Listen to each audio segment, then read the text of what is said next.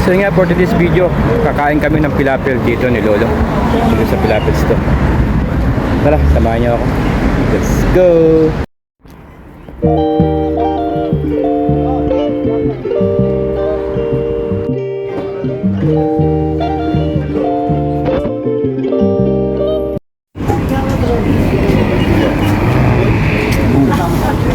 You are eating well today.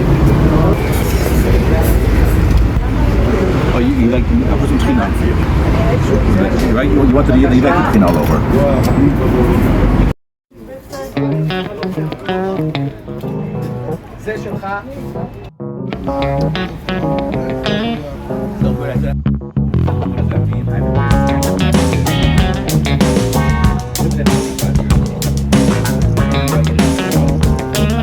One eternity later. So yun nga, hinatid ko muna si Lolo pa uwi ng bahay pagkatapos namin kumain. At ngayon naman break time ko at may bibilin ako kasi yung cellphone ko, yung bandang likod niya nasira na. So kailangan ko ng kabitan ng glue. Mahal magpagawa ng cellphone dito Tara, samahan nyo ako.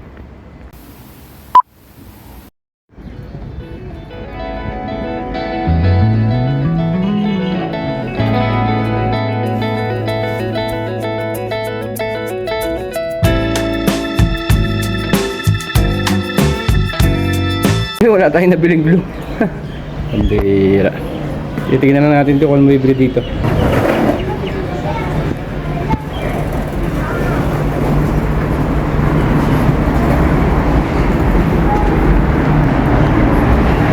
Dahil may bili dito guys. Ayan.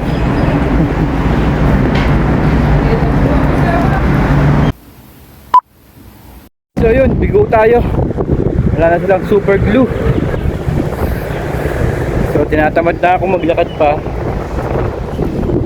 Sige, tingnan natin. Baka meron tayong mabili dito sa kabila.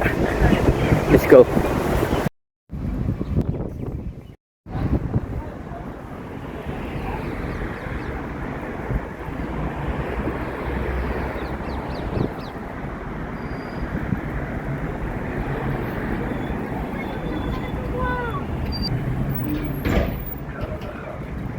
One eternity later. Wala akong mabili guys. So yun, samahan nyo lang ako mag-alagala rito. Bigo tayo makabili ng glue. Mahal kasi magpagawa ng cellphone. Yung ipapakabit mo yung likod. Dito kasi ginintuan talaga. Alam nyo man, malaki yung value ng pera dito. Kaya ito. So, ikot-ikot na lang muna ako. Dahil break time ko. Ito lang yung nagpapasaya sa akin pagka nababuryong ako.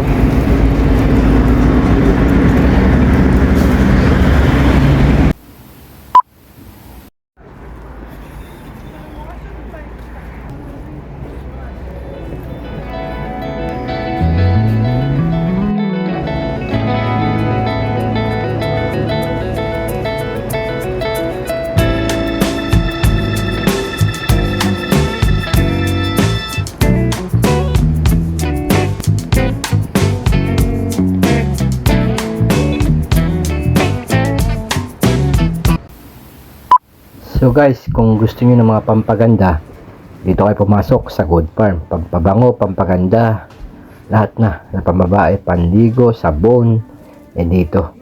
Pero wala na akong bibilin dito. Ano lang ako window shopping. So ayan, paikot-ikot lang ako.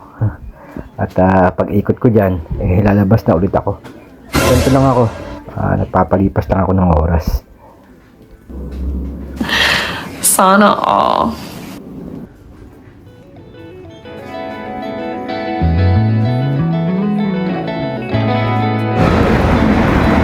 Ako nakikita nila na lutuhan yan dito sa Israel.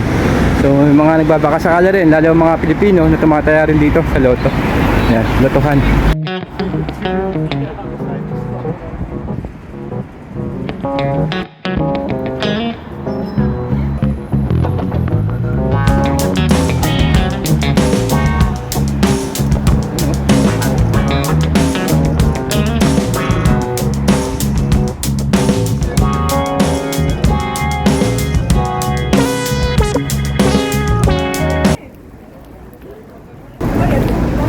Ayun o, pwede na guys. Murang mura. Mapapamura talaga.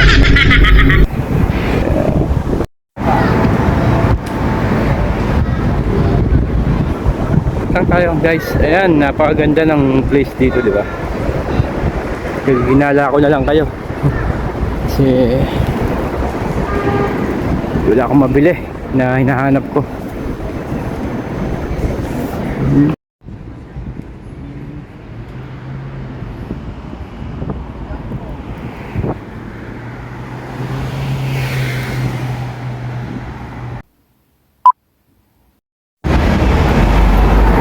Ayun, nakakapagod guys maglakad. Wala tayong nabili na gusto natin bilhin. At ayan, paikot-ikot lang tayo dito. Bibili sana tayo ng pandikit, ng cellphone. Wala tayong nabili.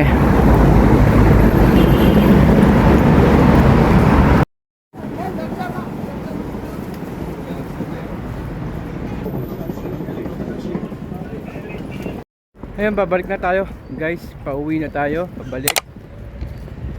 So ngayon, una ako, ibili na lang tayo ng drinks natin. Pagod na eh.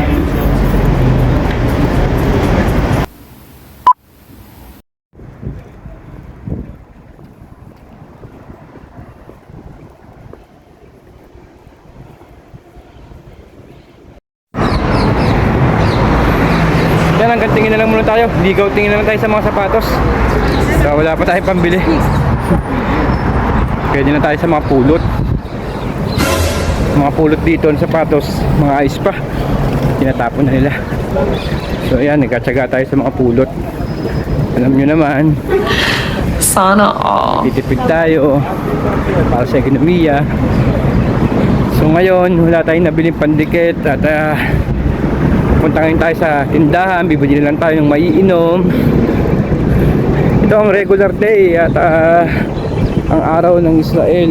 Yan, tipikal na araw, Lunes na Lunes. At ganito yung ora. Mga busy rin yung mga tao, mga bata pasok sa school. Normal na araw para din sa atin Pilipinas. So, wala naman pagkakaiba, halos parehas lang. Maganda, maliit lang ang Israel pero maganda rito. Tahimik naman, wag lang magkakagera, yun lang.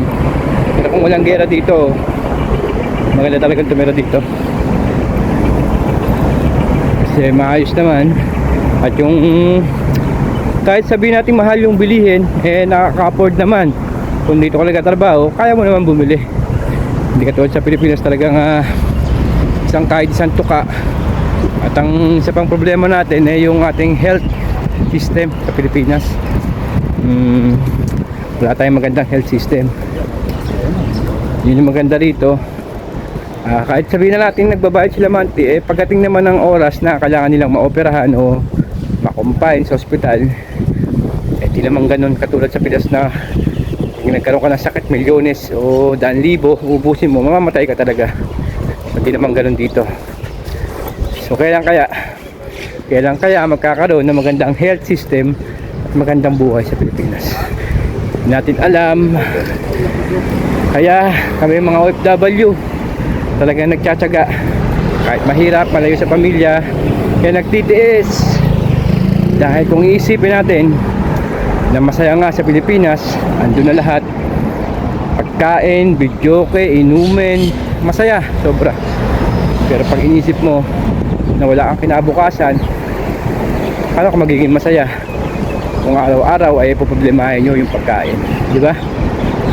So yun na guys, kung muna papatagalin tong video na to, siguro hanggang dito na lang. At maraming salamat. At ako ay baguhan lang sa YouTube, ilang buwan pa lang, siguro pang isang buwan ko pa lang. At sana panoodin nyo pa mga video ko at mag-subscribe kayo kay Vera OFW Israel. Okay, please like, subscribe. Let's go.